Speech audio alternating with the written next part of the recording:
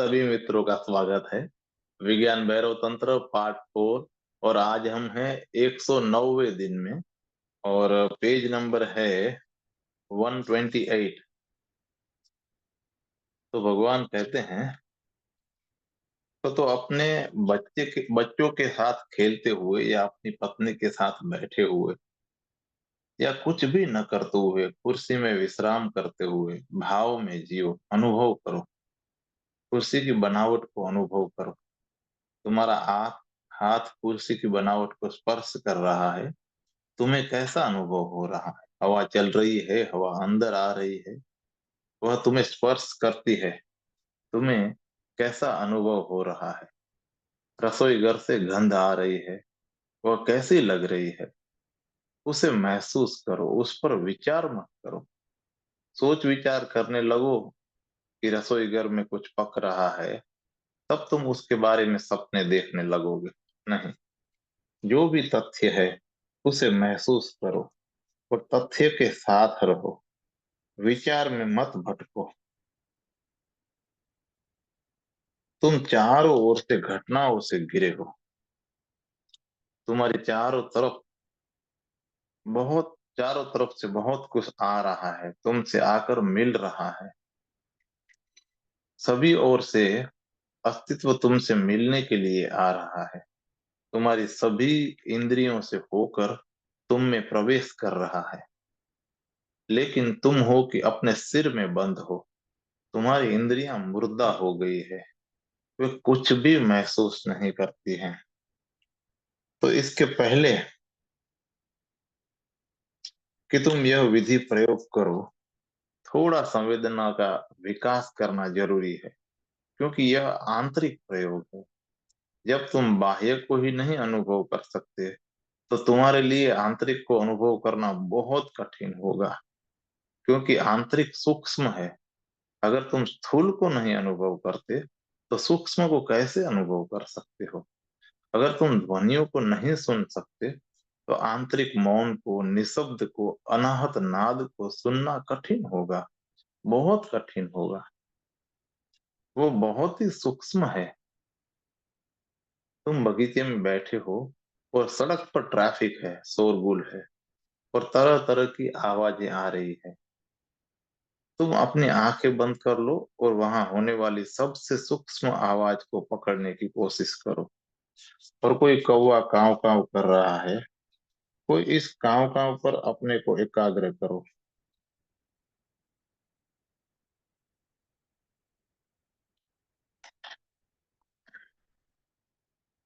सड़क पर यातायात की भारी शोर है। इसमें कौवे की आवाज इतनी धीमी है, इतनी सूक्ष्म है कि जब तक तुम अपने बोध को उस पर एकाग्र नहीं करोगे, तुम्हें उसका पता नहीं चलेगा। लेकिन अगर तुम एकाग्रता से सुनोगे, तो सड़क का सारा शोरगुल हट जाएगा और कौवे की आवाज केंद्र बन जाएगी।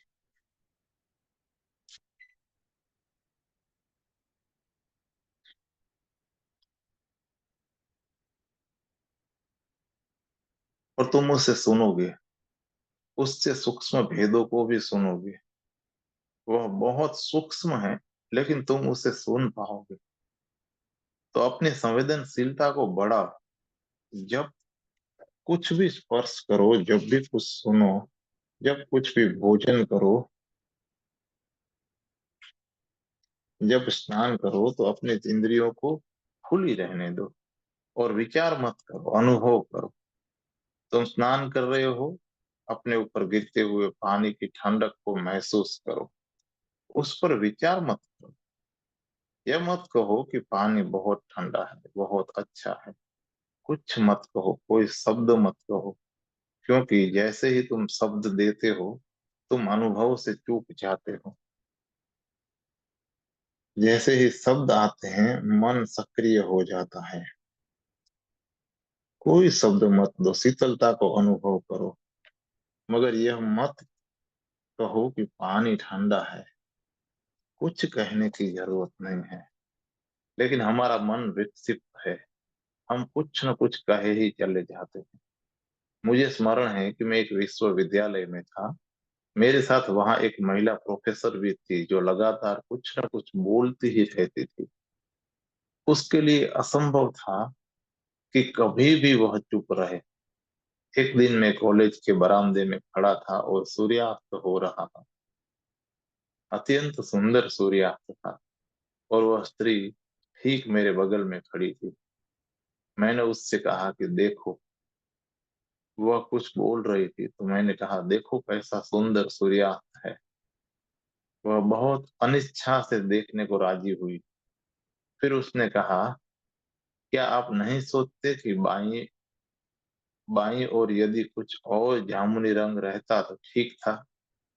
यह कोई चित्र नहीं था, असली सूर्यास्त था।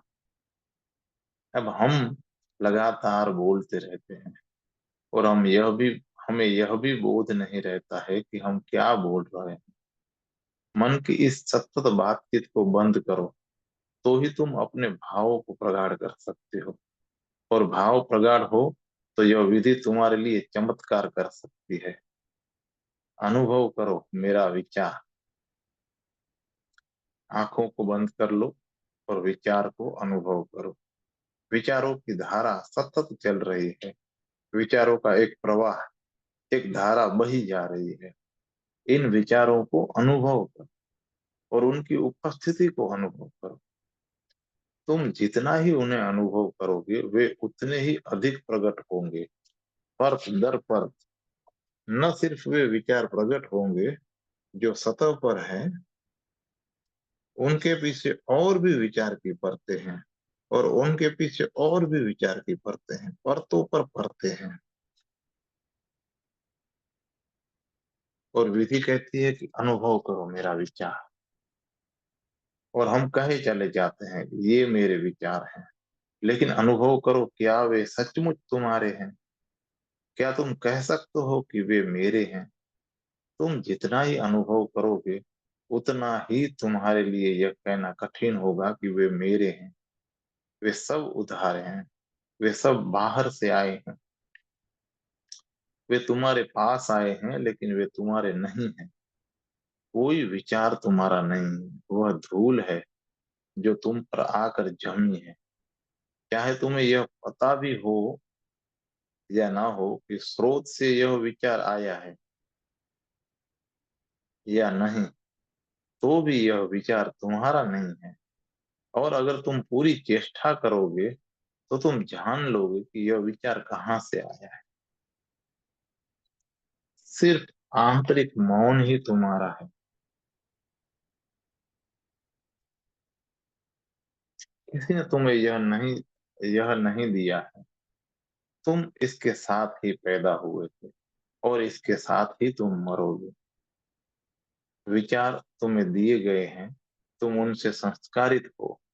अगर तुम हिंदू हो तो तुम्हारे विचार एक तरह के हैं। अगर तुम मुसलमान हो तो तुम्हारे विचार और तरह के हैं। और अगर तुम कम्युनिस्ट हो तो तुम्हारे विचार कुछ और ही हैं।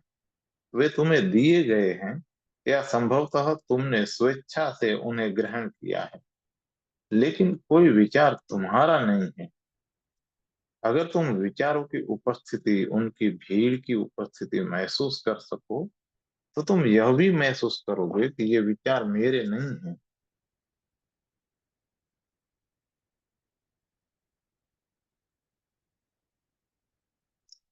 यह भीड़ बाहर से तुम्हारे पास आई है।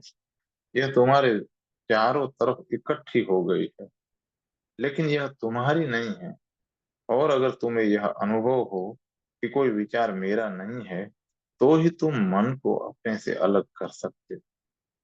अगर वे विचार तुम्हारे हैं तो तुम उनका बचाव करोगे। यह भाव कि यह विचार मेरा है, यही तो आसक्ति है, लगाव है। तब मैं उसे अपने भीतर झड़े देता हूँ। तब मैं जमीन बन जाता हूँ और विचार मुझ में जड़े जमा सकता है। और जब मैं देखता हूँ कि कोई विचार मेरा नहीं है तो वह निर्मूल हो जाता है, उखड़ जाता है। तब मेरा उससे कोई लगाव नहीं रहता है। मेरे का भाव मेरे का भाव ही लगाव पैदा करता है।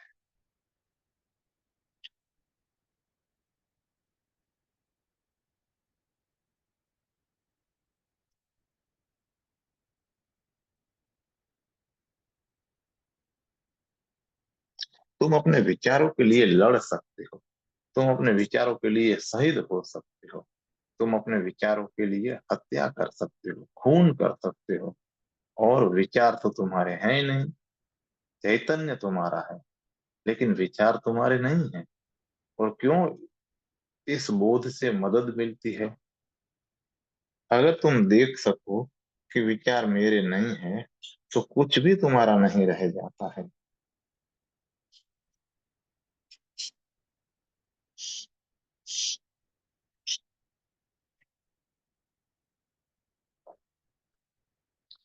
क्योंकि विचार ही हर चीज की जड़ में है।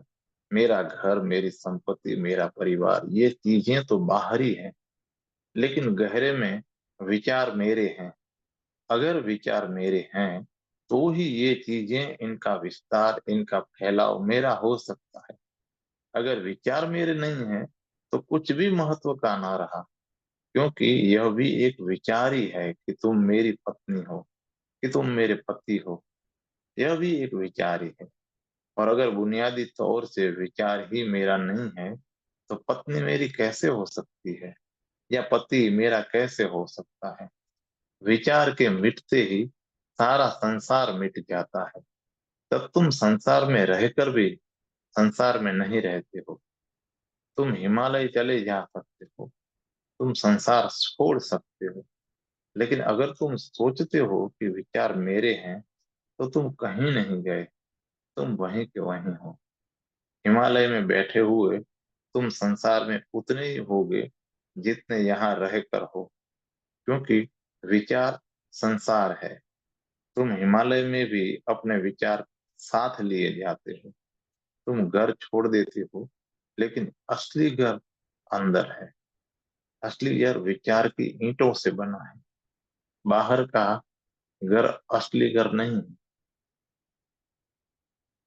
यह अजीब बात है, लेकिन यह रोज ही घटती है। मैं एक व्यक्ति को देखता हूँ कि उसने संसार छोड़ दिया, और फिर भी वह हिंदू बना हुआ है। वह सन्यासी हो जाता है, और फिर भी हिंदू या जैन ही बना रहता है। इसका क्या मतलब? वह संसार का त्याग कर देता है, लेकिन विचारों का त्याग नहीं करता है। वह अभी भी जैन है, वह अभी भी हिंदू है। उसका विचारों का संसार अभी भी कायम है, और विचारों का संसार ही असली संसार है। अगर तुम देख सको कि कोई विचार मेरा नहीं है, और तुम देख सकोगे, क्योंकि तुम दृष्टा होगे, और विचार विषय बन जाएंगे। जब तुम शांत होकर विचारों का निरीक्षण करोगे, तो विचार विषय होंगे, और तुम देखने वाले होगे, तुम दृष्टा होगे, तुम साक्षी होगे, और विचार तुम्हारे सामने तैरते रहेंगे। और अगर तुम गहरे देख सके, गहरे अनुभव कर सके, तो तुम देखोगे कि विचारों की कोई जड़ें नहीं है। तुम देखोगे कि विचार आकाश में बादलों की भांति तैर रहे हैं, और तुम्हारे भीतर उनकी कोई जड़ें नहीं है। वे आते हैं और चले जाते हैं। तुम उनके नाहक ही शिकार हो गए हो, और नाहक तुम्हारा उनके साथ तादात्म्य हो गया। विचार का जो भी बादल तुम्हारे घर से गुजरता है, तुम कहते हो कि यह बादल मेरा है। विचार बादलों जैसे है। तुम्हारी चेतना के आकाश से वे गुजरते रहते हैं, और तुम उनसे लगाव निर्मित करते रहते हो। तुम कहते हो कि यह बादल मेरा है, और यह सिर्फ एक आवारा बादल है जो गुजर रहा, और यह गुजर जाएगा। अपने बचपन में लौटो। उस समय भी तुम्हारे कुछ विचार थे, और उनसे तुम्हारा लगाव था, और तुम कहते थे कि वे मेरे विचार हैं। और फिर बचपन विदा हो गया, और बचपन के साथ वे विचार, वे बादल भी विदा हो गए। अब वे तुम्हें याद भी नहीं है। फिर तुम जवान हुए, और अब दूसरे बादल आए, जो जवानी से आकर्षित होकर आते हैं, और तुमने उनसे भी अपना लगाव बनाया। और अब तुम बूढ़े हो, जवानी के विचार अब नहीं है, वे अब तुम्हें याद तक नहीं है। और कभी वे इतने महत्वपूर्ण थे कि तुम उनके लिए जान तक दे सकते थे, वे अब याद तक नहीं है। अब तुम अपनी उस मूढ़ता पर हंस सकते हो कि तुम उनके लिए मर सकते थे, कि तुम उनके लिए शहीद हो सकते थे। अब तुम उनके लिए दो कौड़ी भी खर्चने को राजी नहीं हो। वे अब तुम्हारे न रहे, वे बादल चले गए, लेकिन उनकी जगह दूसरे बादल आ गए और तुम उन्हें पकड़ कर बैठ गए हो। बादल बदलते रहते हैं, लेकिन तुम्हारा लगाव, तुम्हारी पकड़ नहीं बदलती है। यही समस्या है। और ऐसा नहीं है कि तुम्हारे बचपन के जाने पर ही बादल बदल, वे प्रतिपल बदल रहे। 1 मिनट पहले तुम एक तरह के बादलों से गिरे थे, अब तुम और तरह के बादलों से गिर गए हो। जब तुम यहाँ आए थे, एक तरह के बादल तुम पर मंडरा रहे। जब तुम यहाँ से जाओगे, दूसरी तरह के बादल मंडराए और तुम प्रत्येक बादल से चिपक जाते हो, उससे लगाव बना लेते हो। अगर अंत में तुम्हारे हाथ कुछ भी नहीं आता है, तो यह स्वाभाविक है, क्योंकि बादलों से क्या मिल सकता है, और विचार बादल ही है। यह सूत्र कहता है कि अनुभव करो, पहले भाव में स्थापित हो और तब देखो मेरे विचार। तब उस विचार को देखो जिसे तुमने सदा मेरे विचार कहा है। भाव में स्थित होकर विचार को देखने से मेरा विलीन हो जाता है, और यह मेरा ही चालबाजी है, क्योंकि अनेक मेरों से, अनेक मुझों से मैं विकसित होता है, मैं बनता है। यह मेरा है, यह मेरा है, जितने मेरे हैं उनसे ही मैं बनता है।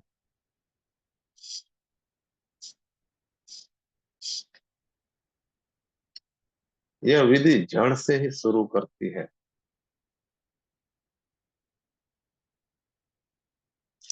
और विचार ही सबकी जड़ है। अगर मेरे भाव को उसकी जड़ में ही काट सको, तो वह फिर प्रकट नहीं होगा। अगर मेरे के भाव को उसकी जड़ में ही काट सको, तो वह फिर प्रकट नहीं होगा, वह फिर कहीं नहीं दिखाई पड़ेगा। और अगर तुम उसे जड़ से नहीं काटते हो, तो फिर और कहीं काटने से कुछ नहीं होने वाला है। चाहे तुम जितना भी काटो, वह व्यर्थ होगा, वह फिर प्रकट होगा। मैं उसे काट सकता हूँ, मैं कह सकता हूँ कि कोई मेरी पत्नी नहीं है, हम लोग अजनबी हैं, और विवाह तो केवल सामाजिक औपचारिकता है। मैं अपने को अलग कर लेता हूँ, मैं कहता हूँ कि मेरी कोई पत्नी नहीं है, लेकिन यह बात बहुत ही सतही है। फिर मैं कहता हूँ कि मेरा धर्म, फिर मैं कहता हूँ मेरा संप्रदाय, फिर मैं कहता हूँ यह मेरा धर्म ग्रंथ है, यह बाइबल है, यह कुरान है, यह मेरा शास्त्र है। इस तरह मेरे का भाव किसी दूसरे क्षेत्र में जारी रहता है, और तुम वहीं के वही रहते हो। मेरा विचार और तब मैंपन। पहले विचारों की श्रृंखला को देखो, विचारों की प्रक्रियाओं को देखो, विचारों के प्रवाह को देखो, और खोजो कि कौन से विचार तुम्हारे हैं, या कि सिर्फ भटकते बादल हैं। और जब तुम्हें प्रतीत हो कि कोई विचार तुम्हारे नहीं है, विचारों से मेरे मेरे को जोड़ना भ्रम है, तो तुम आगे बढ़ सकते हो। तब तुम और गहरे उतर सकते हो। तब मैंपन के प्रति होश को साधो। यह मैं कहाँ है। रमन ने रमन अपने शिष्य को विधि देते थे। उनके शिष्य पूछते थे कि मैं कौन हूँ। तिब्बत में भी वे ऐसे एक ही ऐसी एक ऐसी ही एक विधि का उपयोग करते हैं, जो रमन की विधि से भी बेहतर है। वे नहीं पूछते कि मैं कौन हूँ, वे पूछते हैं कि मैं कहाँ हूँ, क्योंकि यह कौन समस्या पैदा कर सकता है। जब तुम पूछते हो कि मैं कौन हूँ, तो तुम यह मान ही लेते हो कि मैं हूं। इतना ही जानना है, तब तुम यह मान ही लेते हो कि मैं हूं। इतना ही जानना है कि मैं कौन हूं, यह तो तुमने पहले ही मान लिया है कि मैं हूं। यह बात निर्विवाद है। यह तो स्वीकृत है कि मैं हूं। अब इतना ही प्रश्न है कि मैं क्यों हूं। केवल प्रत्यभिज्ञा होनी है, सिर्फ चेहरा पहचानना है। लेकिन वह है, अपरिचित ही सही, पर वह है। जबकि तिब्बती विधि रमन की विधि से बेहतर है। तिब्बती विधि कहती है कि मौन हो जाओ और खोजो कि मैं कहाँ हूँ। अपने भीतर प्रवेश करो, एक एक कोने खातर में जाओ और पूछो कि मैं कहाँ हूँ। तुम्हें मैं कहीं नहीं मिलेगा। तुम उसे कहीं नहीं पाओगे। तुम उसे जितना ही खोजोगे, उतना ही वह वहां नहीं होगा। और यह पूछते पूछते कि मैं कौन हूँ या मैं कहाँ हूँ, एक क्षण आता है जब तुम उस बिंदु पर होते हो जहां तुम तो होते हो, लेकिन कोई मैं नहीं होता है। जहां तुम बिना किसी केंद्र के होते हो। लेकिन यह तभी घटता होगा जब तुम्हारी अनुभूति हो कि विचार तुम्हारे नहीं है। यह ज्यादा गहन क्षेत्र है, यह मैंपन। हम इसे कभी अनुभव नहीं करते हैं। हम सतत मैं करते रहते हैं। मैं शब्द का निरंतर उपयोग होता रहता है। जो शब्द सर्वाधिक उपयोग किया जाता है वह मैं है। लेकिन तुम्हें इसका अनुभव नहीं होता है। मैं से तुम्हारा क्या मतलब होता है? जब तुम कहते हो कि मैं, तो उसका मतलब क्या होता है तुम्हारा? इस शब्द का अर्थ क्या होता है? उससे क्या व्यक्त होता है, क्या जाहिर होता है? मैं इशारा कर सकता हूँ और कह सकता हूँ कि मेरा मतलब यह है। मैं अपने शरीर की तरफ इशारा कर सकता हूँ और कह सकता हूँ कि मेरा मतलब यह है। लेकिन तब यह पूछा जा सकता है कि, तुम्हारा मतलब हाथ से है, कि तुम्हारा मतलब पैर से है, कि तुम्हारा मतलब पेट से है। तुम्हें मुझे इनकार करना पड़ेगा, मुझे नहीं कहना पड़ेगा। और इस तरह मुझे शरीर को ही इनकार करना होगा। फिर तुम्हारा क्या मतलब है जब तुम मैं कहते हो? क्या तुम्हारा मतलब सिर से है? कहीं गहरे में जब भी तुम मैं कहते हो, एक बहुत धुंधला सा अस्पष्ट भाव होता है। और यह अस्पष्ट भाव तुम्हारे विचारों का है। भावों में स्थित होकर, विचारों से पृथक होकर इस मैंपन का साक्षात करो। इसे सीधे सीधे देखो। और जैसे जैसे तुम इसका साक्षात करते हो, तुम पाते हो कि वह नहीं है। वह सिर्फ एक उपयोगी शब्द था, भाषागत एक प्रतीक था जो आवश्यक था। लेकिन वह सत्य नहीं था। बुद्ध भी उसका उपयोग करते हैं। बुद्धत्व को उपलब्ध होने के बाद भी वे उसका उपयोग करते हैं। यह सिर्फ एक काम चलाऊ उपाय है। लेकिन जब बुद्ध मैं कहते हैं तो उसका मतलब अहंकार नहीं होता, क्योंकि वहां कोई भी नहीं है। जब तुम इस मैंपन का साक्षात करोगे तो यह विलीन हो जाएगा।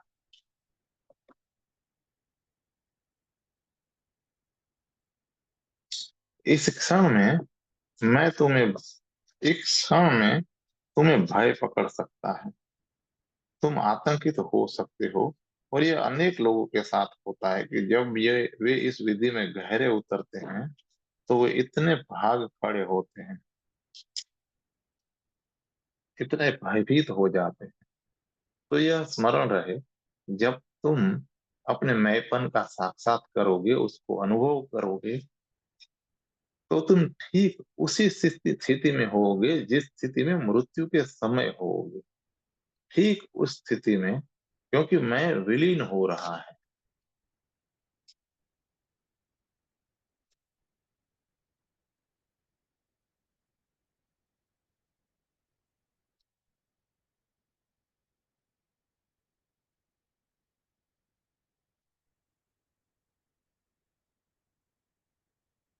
और तुम्हें लगेगा कि मेरी मृत्यु घटित हो रही है। तुम्हें डूबने जैसा भाव होगा कि मैं डूबता जा रहा हूँ।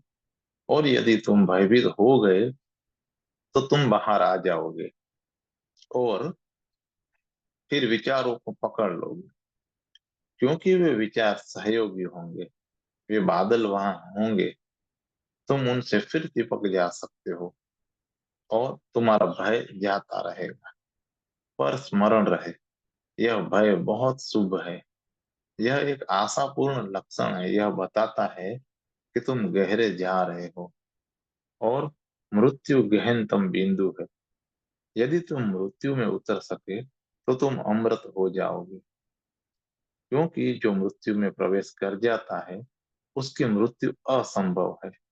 क्योंकि जो मृत्यु में उतर जाता है उसकी मृत्यु नहीं हो सकती है। तब मृत्यु भी बाहर बाहर है, परिधि पर है। मृत्यु कभी केंद्र पर नहीं है, वह सदा परिधि पर है। जब मैंपन विदा होता है तो तुम ठीक मृत्यु जैसे ही हो जाते हो। पुराना गया और नए का आगमन हुआ। यह चैतन्य जो मैंपन के जाने पर आता है, यह सर्वथा नया है, अछूता है, युवा और कुंवारा है। पुराना बिल्कुल नहीं बचा और पुराने ने इसे स्पर्श भी नहीं किया है। वह मैंपन विलीन हो जाता है और तुम अपने अछूते कुंवारेपन में अपने संपूर्ण ताजगी में प्रकट होते हो। तुमने अस्तित्व का गहरे से गहरा तल छू लिया है। तो इस तरह सोचो, विचार उसके नीचे। तो इस तरह सोचो कि विचार, उसके नीचे मैंपन, और तीसरी चीज अनुभव करो कि मेरा विचार, मैंपन और आंतरिक इंद्रियां मुझ। जब विचार विलीन हो चुके हैं या उन पर तुम्हारी पकड़ छूट गई है, वे चल भी रहे हों तो उनसे तुम्हें लेना देना नहीं है। तुम पृथक, अनासक्त और विमुक्त हो और मैंपन भी विदा हो गया है। तब तुम आंतरिक इंद्रियों को देखते हो। ये आंतरिक इंद्रियां, यह सबसे गहरी बात है। हम अपनी बाह्य इंद्रियों को जानते हैं।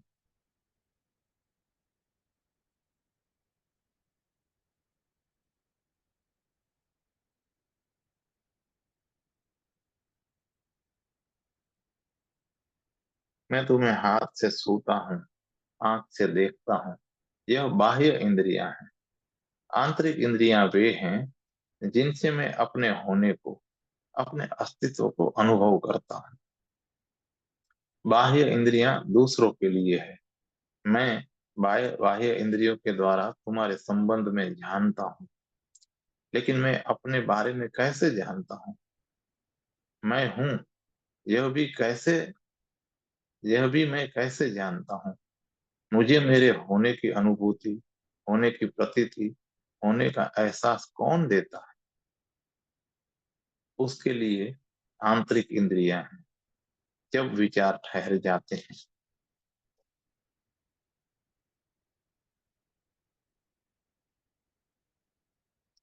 जब मैंपन नहीं बचता, तो उस शुद्धता में, उस स्वस्थता में, उस स्पष्टता में तुम आंतरिक इंद्रियों को देख सकते हो।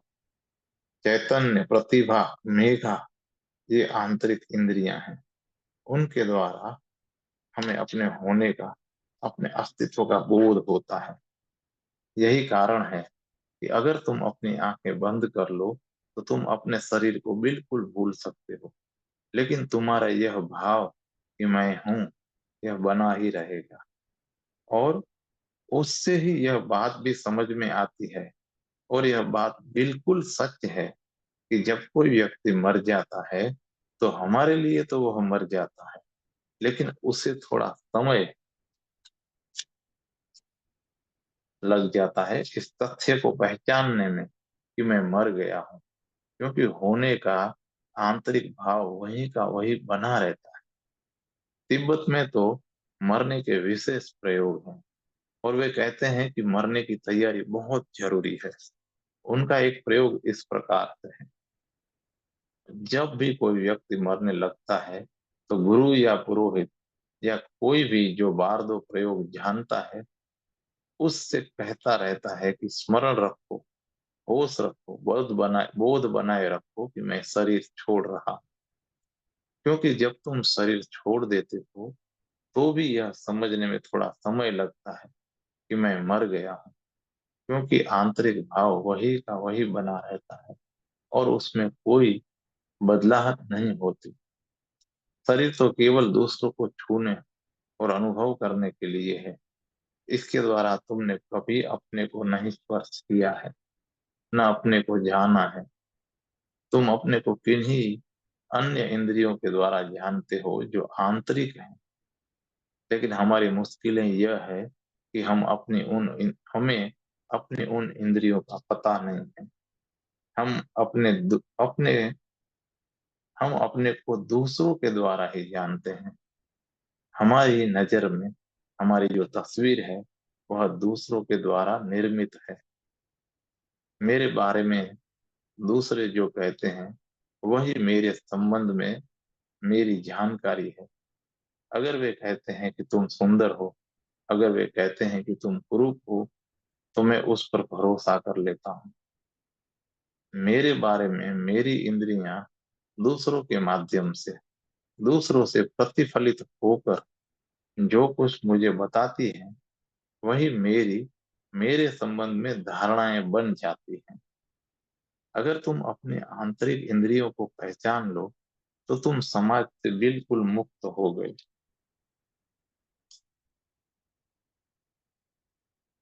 यही मतलब है जब पुराने शास्त्रों में कहा जाता है कि सन्यासी समाज का हिस्सा नहीं है, क्योंकि वह अब स्वयं को आंतरिक इंद्रियों के द्वारा जानता है। अब उसका स- उसका उस अब उसका अपने संबंध में ज्ञान दूसरों के मत पे आधारित नहीं है। अब यह ज्ञान किसी के माध्यम से देखा गया या प्रतिफल नहीं है। अब उसे स्वयं को जानने के लिए किसी दर्पण की जरूरत नहीं है। उसने आंतरिक दर्पण को पा लिया है और वह स्वयं को आंतरिक दर्पण के द्वारा जानता है। और आंतरिक सत्य को तभी जाना जा सकता है जब तुमने आंतरिक इंद्रियों को पा लिया हो। और तब तुम उन आंतरिक इंद्रियों के द्वारा देख सकते हो। और तब मुझ इस शब्दों में कहना कठिन है। इसलिए मुझ का प्रयोग किया गया है। कोई भी शब्द गलत होगा, मुझ भी गलत है, लेकिन मैं विलीन हो गया है। स्मरण रहे कि इस मुझ का मैं से कुछ लेना देना नहीं है। जब विचार निर्मूल हो गए हैं, जब मैंपन विदा हो चुका है, जब आंतरिक इंद्रियां जान ली गई हैं, तब मुझ प्रकट होता है। तब पहली दफा मेरा असली होना प्रकट होता है।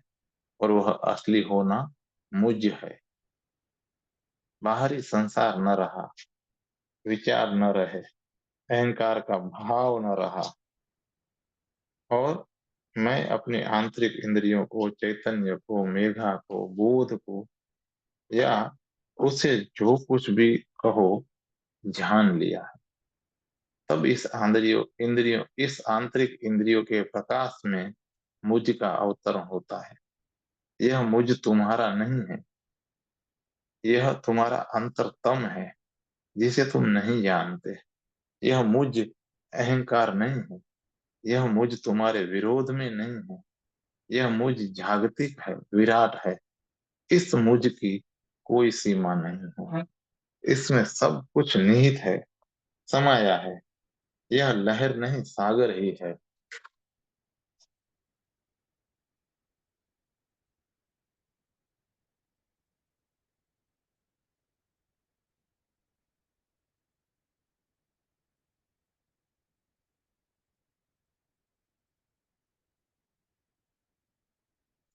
अनुभव करो मेरा विचार, मैंपन, आंतरिक इंद्रियां। और तब एक अंतराल है। और अचानक मुझ प्रकट होता है। जब यह मुझ प्रकट होता है तो व्यक्ति जानता है कि मैं ब्रह्म हूँ, अहम ब्रह्मास्मि। यह जानना अहंकार का दावा नहीं है, अहंकार तो जाग चुका है। इस विधि के द्वारा तुम अपना रूपांतरण कर सकते हो, लेकिन पहले भाव में स्थिर हो।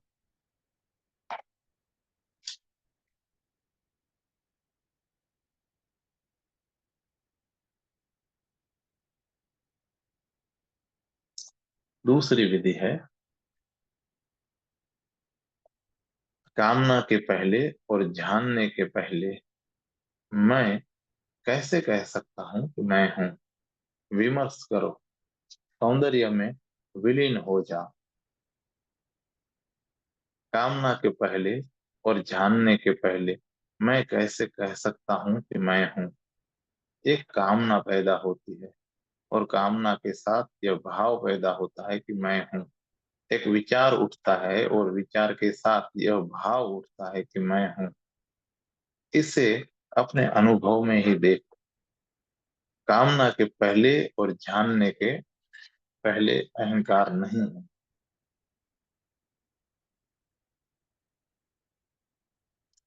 कामना के पहले और जानने के पहले मैं कैसे कह सकता हूँ कि मैं हूँ। एक कामना पैदा होती है और कामना के साथ यह भाव पैदा होता है कि मैं हूँ। एक विचार उठता है और विचार के साथ यह भाव उठता है कि मैं हूँ। इसे अपने अनुभव में ही देखो। कामना के पहले और जानने के पहले अहंकार नहीं है। मौन बैठो और भीतर देखो। एक विचार उठता है और तुम उस विचार के साथ तादात्म्य कर लेते हो। एक कामना पैदा होती है और तुम उस कामना के साथ तादात्म्य पैदा कर लेते हो। तादात्म्य में तुम अहंकार बन जाते हो। फिर जरा सोचो, कोई कामना नहीं है, कोई ज्ञान नहीं है, कोई विचार नहीं है। तुम्हारा किसी के साथ तादात्म्य नहीं हो सकता है। अहंकार खड़ा नहीं हो सकता है।